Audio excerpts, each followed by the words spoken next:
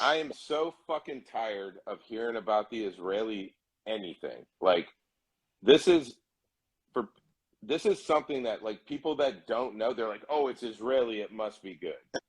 No, it's the same thing as a fucking NFL team going to a high school team for advice on playing football. Yeah. It's a second-rate ditch fucking military. Like I don't know where this pumped up. It's fucking Israel that this is something that is remarkable, right? The marketing shit behind Project Gecko and all of this other stuff, it is ridiculous, man. Like if you can't see the value or lack of value or what they're doing, and you're looking at this as like a viable strategy for training, I don't know. Maybe it's like maybe you need to rethink about playing with guns is not the thing for you. Yeah, I don't know, man.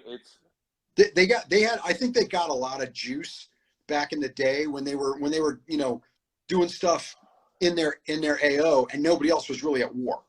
Like, we had a couple people here, a couple people there. And so they're like, we're doing it. And I remember hearing when I was in the Corps, hearing them say, "Oh, we do it every day. We're doing this every day. You guys are just training." Well, all of a sudden shit just changed because like America's been doing it for 20, like. Yeah. And let me caveat what I'm saying by what you're seeing in terms of these guys that are companies. This is Israeli this or Israeli that. Nobody from the Yaman is out doing that. No. So, but there's some videos out there, right? There was some like first person helmet cam footage from the recent one they did against a Palestinian like mid value or high value guy, and it's not the same thing. Like this peekaboo shit or whatever. Lim Pen. I mean, this idea of Lim Pen CQB has infested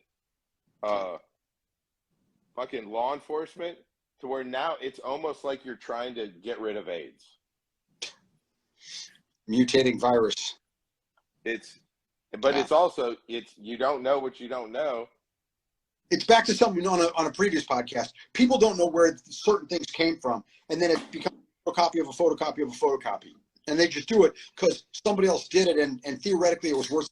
It's like something as simple as the Israeli carrying an empty chamber and then charging the gun when you draw it. That comes from carrying Browning high powers with shitty freaking tiny safeties that were really stiff.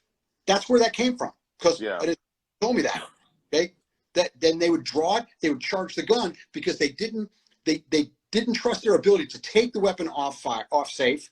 And they had guys who were like, "Fuck it, it's too hard to do. I'll just leave it on fire because the trigger's heavy enough." So there are people carrying single action guns hot, and they just said, "Listen, we're just gonna have you practice drawing and charging it. Then you'll be in single action." Like, I didn't get that from an American dude. I got that from an Israeli dude who was an old timer. He's like, "Yeah, that's why we did that, because we were talking about running Glocks with around the chamber." He's like, "That's stupid. Everybody else in the world runs it with a